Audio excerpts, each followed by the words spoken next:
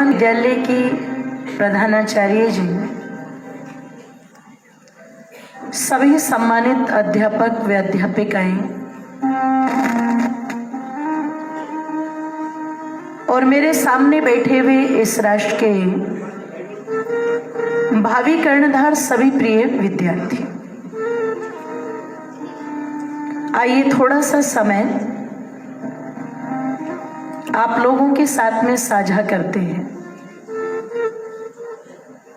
इस थोड़े से समय में कोई भाषण नहीं, कोई प्रवचन नहीं, केवल आप लोगों के मध्य में कुछ वार्ता मुझे करनी है और मुझे पूरी आशा है कि मेरी उन बातों से आप सभी जुड़ने की कोशिश करेंगे। लिखने वाले ने एक श्लोक लिखा कि आहार निद्रा भयमेधुंचे सामान्य में तद पशुभिर नराणा। वो लिखता है खाना, सोना, डरना और संतान पैदा करना। कितनी बातें हो गई?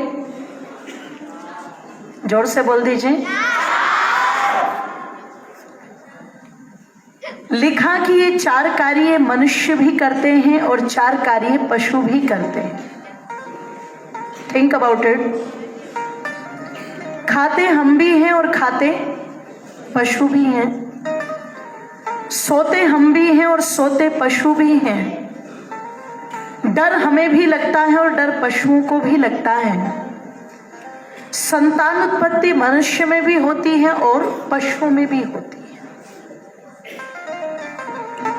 इसका मतलब ये चार कार्य जो पशु भी कर रहे हैं और हम भी कर रहे हैं, कोई अंतर नहीं। अंतर है तो किस बात का कि पशु ये चार कार्य जो करता है वो स्वाभाविक जन्म से बंधा हुआ है, इसलिए वही करता है। वो कभी अपनी सोच के आधार पर, चिंतन के आधार पर न इन चार कार्यों को घटा सकता और न इससे आगे बोलो बढ़ा सकता। पर मनुष्य, जिसकी डेफिनेशन, जिसकी परिभाषा ये है कि मत्वा कर्माणि सिव्यति सा मनुष्य, जिसमें मनन करने की, चिंतन करने की क्षमता है, वो मनुष्य कहलाता है। और अपनी मनन और चिंतन के आधार पे अगर चाहे तो मनुष्य इतना ऊंचा बन सकता है, इतना महान बन सकता है कि उसके जाने के लाखों वर्ष के पश्चात भी लोग उनके जीवन गाथा की सुनते, उनकी जीवन गाथा को सुनते हैं, उसे अपने आचरण में उतारते हैं और लोग उनको पूजते हैं। फॉर एग्जाम्पल, मर्यादा पुरुषोत्तम श्री राम,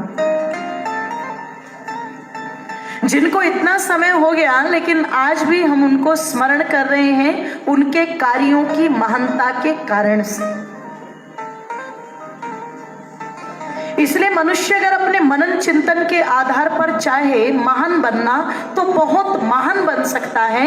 इतना महान कि इसका शरीर भले ही नष्ट हो जाए लेकिन यश रूपी शरीर कभी मरता नहीं है। अब आप जितने भी यहाँ पर बैठे हैं, आप महान बनना चाहते हैं कि नहीं? कौन कौन आप में से महान बनना चाहता है? जरा हाथ उठाना एक बार। क्या बात है, एक बार अपने लिए जोरदार तालियां बजा दीजिए। जो महान बनना चाहते हैं उनको 3 काम करने पड़ेंगे। कितने? महान बनने वाले विद्यार्थियों को 3 काम करने आवश्यक है। 3 प्रकार की उन्नति करनी आवश्यक है। 3 प्रकार के कहीं ना कहीं उन आयामों को अपने जीवन में धारण करना पड़ेगा, तब तो वो महानता आपके जीवन में आ सकती है। और अगर ये 3 कार्य आप नहीं कर सकते तो आप ये मत सोचना कि पशुओं के बराबर, हम लोग पशुओं से भी नीचे की कैटेगरी में चले जाते हैं। और वो 3 काम कौन से, मैं जल्दी जल्दी बता देती हूँ। सबसे पहले शारीरिक उन्नति। क्या है बोलो? सबसे पहले मनुष्य को महान बनने के लिए अपने खान पान, अपनी दिनचर्या, अपने शरीर को ठीक रखना चाहिए। अब जब मैंने आपसे पूछा कि आप में से कौन महान बनना चाहता है, तो आपने सबने हाथ उठाए, हमें भी बनना है, हमें भी बनना है। अब अगर आप महान बनना चाहते हैं तो सबसे पहले शारीरिक उन्नति करनी पड़ेगी, और शारीरिक उन्नति के लिए आपका खान पान बहुत शुद्ध होना चाहिए, बहुत अच्छा होना चाहिए। क्योंकि यदि हम मर्यादा पुरुषोत्तम राम जैसे बनना चाहते हैं, तो जिस समय राम वनों में घूम रहे थे उस समय भी उन्होंने 14 वर्षों तक कंदमूल फल खा करके गुजारा कर लिया, लेकिन कोई न खाने योग्य पदार्थ नहीं खाया। अब आप ध्यान देना, हमारे पास में सब कुछ दिया है हमें ईश्वर ने, हमारे घर में हर चीज होती है, दूध भी होता है, घी भी होता है, फल भी होता है, और अच्छे अच्छे भोजन भी हमारी माताएं हमें बना करके खिलाती हैं। पर ईमानदारी से एक बात मुझे बच्चे बताएंगे, इन सब के होने के बावजूद भी हम क्या खाते हैं? कुरकुरे, चॉकलेट्स, और बता दो जल्दी से, चाउमीन, और क्या खाते हैं? बर्गर खाते हैं, और क्या खाते हैं? मंचूरियन है ना, सारे बिल्कुल एक तरफा ऐसे ही बैठे हुए। अब मुझे जल्दी से बताना, कुरकुरे किससे बनते हैं? जोर से बोलो। और यदि हम जानते हुए भी उसको खाए तो हम समझदार हैं कि घनचक्कर? तो जोर से बोलो, आप सब क्या हो? मैंने नहीं बोला, ये आपने बोला है अपने आप को। यू नो दैट कि कुरकुरे किस मटेरियल से बनते हैं, और जानते हुए भी आप उसको खा रहे हैं कि हमारे शरीर के लिए हानिकारक है, फिर भी आप उसको खाते हैं। तो सोच करके देखना, महान कैसे बनेंगे आप? आप जिस चाउमीन को खाते हैं, जिस बर्गर को खाते हैं, या जो दूसरी चीजें आप खाते हैं, पता नहीं कितने कितने दिन पहले उनकी पैकिंग होती है, और कैसे कैसे केमिकल लगा करके उनको पैक किया जाता है। अगर आपकी माताजी घर पर आपको ये कह देना, ये सब्जी शाम बनी थी, सुबह को खा लो, तो क्या कहेंगे? मैं नहीं खाऊंगा ये खराब सब्जी। माताजी के हाथ की वो सब्जी आप खाने से इनकार कर देते हो जो शाम को बनी है, आप उसे सुबह नहीं खाते हो, और वो चीजें पता नहीं कैसे कैसे केमिकल लगा करके तैयार की जाती है, और कई कई महीने पहले वो पैक की जाती है, और आप उनको खूब चटकारे लेके खाते हो, उंगलियां तक चाट जाते हो आप। सोच के देखना। और ये खान पान आज हमारा कमजोर हो गया, तो उसका परिणाम क्या है? मैं कभी कभी विद्यालयों में जब जाती हूँ और सुबह प्रेयर में बच्चों को प्रेयर के लिए लाया जाता है, और अगर वहाँ धूप होती है और मुश्किल से बच्चों को वहाँ पर आधा घंटा खड़ा कर दे, तो बच्चे वहाँ पर चक्कर खा खा करके गिरना शुरू कर देते। इतनी ताकत नहीं बचे उनके शरीर में। अगर एक बार सीढ़ियां चढ़ा दो और सीढ़ियां चढ़ के वो वापस आ गए, और माताजी कहते बेटे ये सामान भूल गए, दोबारा लाना जरा, तो क्या कहेगा? मेरे घुटनों में दर्द हो रहा है। जब आपका खान पान मजबूत नहीं है, आपका शरीर भी मजबूत नहीं होगा, और जब आपका शरीर मजबूत नहीं है, तो आपकी कार्यशैली भी मजबूत होने वाली, बोलो? तो कहां से महानता आ जाएगी?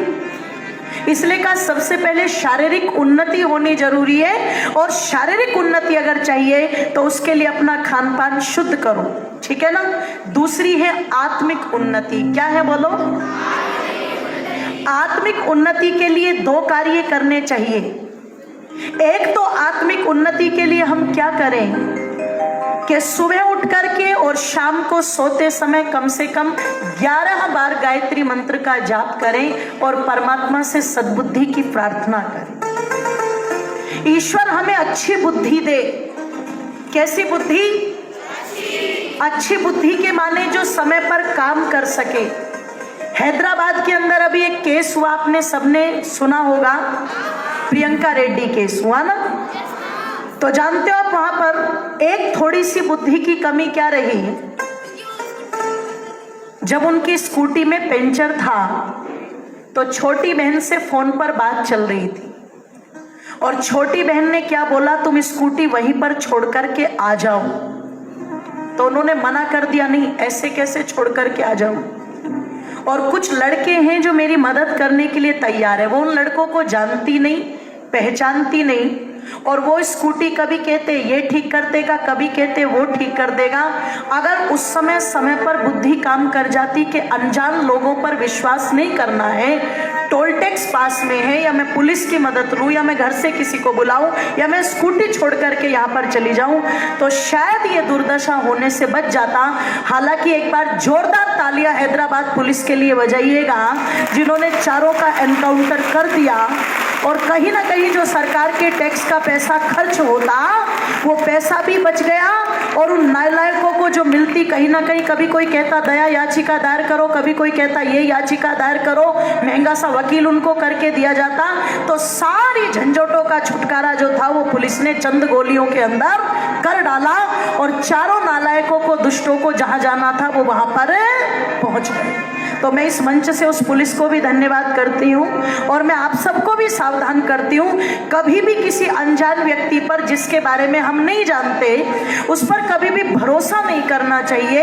ऐसे समय में अगर ठीक समय पर बुद्धि हमारी अच्छी है तो वो काम करेगी जरूर। तो परमात्मा से सुबह शाम आत्मिक उन्नति के लिए क्या करना है, प्रभु मुझे ऐसी बुद्धि दो कि मैं कहीं भी कभी भी किसी गलत बात में न पड़ूं, गलत कर्मों की तरफ न जाऊं, है ना। इस प्रकार की बुद्धि हमें मिले, इससे आत्मिक उन्नति होती है। और दूसरा, घर के अंदर जो आपके बड़े बुजुर्ग हैं, बाहर जो आपके बड़े बुजुर्ग हैं, आपके अध्यापक गण आपके विद्यालय के अंदर हैं, उनके सामने हमेशा विनम्रता से रहो। कैसे रहो बेटे? अच्छा, एक बात बताना मुझे, अगर किसी वृक्ष की डाली पर बहुत सारे फल लग जाए, समझ रहे हो ना आप लोग, तो जब वो फल लग जाते हैं तो वो डाली ऊपर की तरफ आती है कि नीचे की तरफ? वो झुक जाती है, वो अकड़ती नहीं। और जिस पर फल नहीं होते वो डालियां अकड़ करके ऊपर की तरफ जाती है। इसका मतलब ये पहचान है एक सफल व्यक्ति की कि उसमें विनम्रता होती है।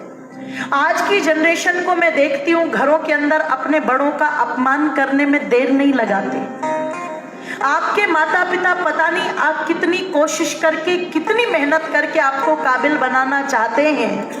वो चाहते हैं कि आप अपने जीवन में बहुत अच्छे बनो और बहुत उन्नति को प्राप्त करो, इसलिए सारी ताकत, सारी एफर्ट्स वो आप पर लगा देते हैं। पर उसके बावजूद भी मैं देखती हूँ कुछ बच्चों की जिद अगर माता पिता पूरी नहीं करते तो आजकल की संतानें माता पिता को यहाँ तक कह डालती हैं कि अगर ये इच्छा हमारी पूरी नहीं कर सकते थे तो हमें पैदा क्यों किया।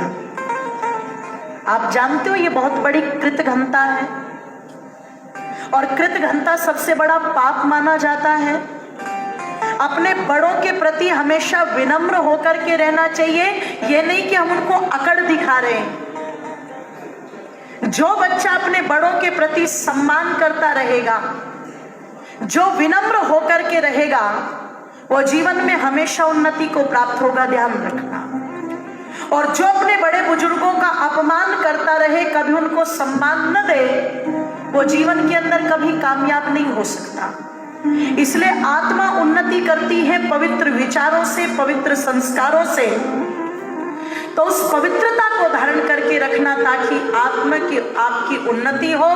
और अंत में है सामाजिक उन्नति। जब आप शरीर से अच्छे रहोगे, मन से अच्छे रहोगे, बुद्धि से अच्छे रहोगे, आत्मा से अच्छे रहोगे, तब जाकर के होगी सामाजिक उन्नति। आप डॉक्टर बनोगे, इंजीनियर बनोगे, आईपीएस बनोगे, पीसीएस बनोगे, पर कैसे बनोगे? अपने समाज की उन्नति के लिए। अगर बिना संस्कारों के, बिना विचारों के डॉक्टर बन गए तो ठीक ठाक लोगों की किडनी निकालोगे, है ना। अगर बिना संस्कारों के, बिना विचारों के बन गए तो भ्रष्टाचार फैला के देश को खोखला करोगे। तो आपको भ्रष्टाचारी, अनाचारी, अत्याचारी, व्यभिचारी नहीं बनना है। अपने आप में बहुत मजबूत, बहुत सक्षम और ऐसा बनना है कि मैं चाहे किसी भी पद पर रहूं, मैं चाहे कहीं भी जाकर के कार्य करूं, पर अपने समाज के हित में, अपने देश के हित में, अपने राष्ट्र के हित में अवश्य सोचूंगा, क्योंकि मैं उस मिट्टी में पैदा हुआ हूँ जिस मिट्टी में महाराणा प्रताप पैदा हुए थे। मैं उस देश में पैदा हुआ हूँ जिस देश में छत्रपति शिवाजी पैदा हुए थे। मैं उस देश में जन्मी हूँ जिस देश में झांसी की रानी लक्ष्मी बाई जन्मी थी, अवंतीबाई लोधी जन्मी थी, है ना, रानी चेन्नम्मा जन्मी थी। और ये वो महान महापुरुष थे जिन्होंने अपने जीवन को अपने समाज, अपने राष्ट्र के लिए न्योछावर कर दिया। आपका ही शहर उदयपुर और आपके उदयपुर के महल और उन्हीं महलों की गद्दों को छोड़ करके, उन्हीं महलों की सुख सुविधाओं को छोड़ करके महाराणा प्रताप ने लगभग 22 वर्ष जंगलों की खाक छानी थी। जानते हो क्यों? मैं रहूं या ना रहूं, पर मेरा देश रहना चाहिए। ये संकल्प लेकर के 22 वर्षों तक जंगलों की खाक छानना स्वीकार किया, पर किसी की गुलामी करना स्वीकार बोलो नहीं। आप उस पवित्र मिट्टी में पैदा हुए हैं, इसलिए अपना आदर्श अपने जीवन में ऐसे लोगों को बनाना। वो मुंबई में जो नाच रहे हैं ना, उनको अपना आदर्श मत बना लेना कि मुझे ये हीरो अच्छा लगता है, मुझे ये हीरोइन अच्छी लगती है। उनके पास विचार नाम की, चरित्र नाम की, संस्कार नाम की कोई चीज नहीं, पर आप रखो, आपके पास होनी चाहिए। क्योंकि wealth is gone, nothing is gone, health is gone, something is gone, but if your character is gone, everything is gone. किसी ने कहा था, यदि आपके पास से आपका धन चला गया तो कुछ नहीं गया। आप सुरक्षित हैं तो फिर आ जाए। अगर आपका शरीर कमजोर है, आप बीमार रहते हैं, तो थोड़ा सा चेत हो जाओ और ध्यान दो। लेकिन लिखने वाला लिखता है, अगर आपके पास से आपका चरित्र चला गया तो फिर कुछ भी आपके पास रहने वाला नहीं है। इसलिए आपका कैरेक्टर बहुत अच्छा होना चाहिए, इतना अच्छा कि दूसरे आपसे प्रेरणा लें। चाहे हमारी बहनें हो उनका भी, और चाहे हमारे भाई हो उनका भी। और कैसा चरित्र होना चाहिए? बेटियों को पाठ पढ़ाया जाता है, तुम ऐसे चलो, ऐसे मत चलो, समय से घर आओ, ऐसे कपड़े पहनो, ये पढ़ाया जाता है ना। माता पिता हिदायत देते हैं ना, आपको उन चीजों का तो पालन करना ही है। ये मत सोचना कि माता पिता हमारे पीछे पड़े रहते हैं, नहीं, वो आपकी सुरक्षा चाहते हैं। पर जो लड़के यहाँ पर बैठे, मैं उनसे भी कहना चाहती हूँ, अपनी आंखों के अंदर इतनी पवित्रता रख करके चलो कि अगर कोई आयु में बड़ी है तो वो माँ के समान है। अगर कोई बराबर की आपके विद्यालय में पढ़ रही है तो टीवी पर या मोबाइल पर गंदी चीजों को देख करके अपने विद्यालय में अप्लाई करने की कोई जरूरत नहीं है। पूरी जिंदगी होती है जब माता पिता इस सूत्र में आपको बांध देंगे और पूरा जीवन आपका उसी में बीतेगा। यह आपका बनने का समय है, अपने जीवन को बनाने का समय है, क्योंकि बचपन के संस्कार बचपन तक चलते हैं। अगर यहीं से बिगड़ गए तो वो बिगाड़ आगे तक चलेगा, और यहीं से सुधर गए तो वो सुधार भी बोलो आगे तक चलेगा। इसलिए अपनी आंखों में इतनी पवित्रता रख करके चलो कि जो लड़की मेरे विद्यालय में पढ़ती है या जो लड़की मुझे सड़क पर चलते हुए दिखाई देती है, वो मेरे लिए कोई वस्तु नहीं है भोग की। उसको देख करके गंदे से कमेंट कर देना, उसको देख करके गंदे से गाने गा देना, ये अच्छे चरित्र की पहचान नहीं है। अभी तो इतनी ताकत अपने अंदर रख करके चलो कि जो भी मेरी क्लास के अंदर है या जो भी मेरे विद्यालय में पढ़ रही है वो मेरी ही बहन के समान है, और अगर उसके साथ कोई बदतमीजी करता है तो मैं भाई की तरह उसकी रक्षा करूंगा। हो सकता है आप किसी और की बहन की तरह रक्षा करो, तो जब आपकी बहन सड़कों पर निकले तो उसे भी रक्षा देने वाला कोई ना कोई भाई बोलो जरूर मिल जाए। ऐसा विचार, ऐसा संस्कार अपना बना करके चलोगे तो मुझे पूरी आशा है समाज के अंदर जो ये बुराइयां आज फैल रही है, इन बुराइयों को दूर करने का कहीं ना कहीं बहुत हद तक ये कार्य होगा। तो अपने जीवन को ऐसा बना करके चलो कि अपने समाज के लिए, अपने राष्ट्र के लिए एक अच्छा चिंतन, एक अच्छी भावना आप में बने। इसके लिए ये तीनों उन्नतियां कौन कौन सी बोलो? शारीरिक, दूसरी आत्मिक, और तीसरी सामाजिक, ये 3 प्रकार की उन्नति आप अपने जीवन में प्राप्त करें। बहुत संक्षेप में मैंने आपसे बात कही है क्योंकि आगे का कार्यक्रम भी होना है। मैं सभी के लिए अपनी शुभकामनाएं ज्ञापित करती हूँ। आप सभी का बहुत बहुत धन्यवाद। जय हिंद, जय भारत।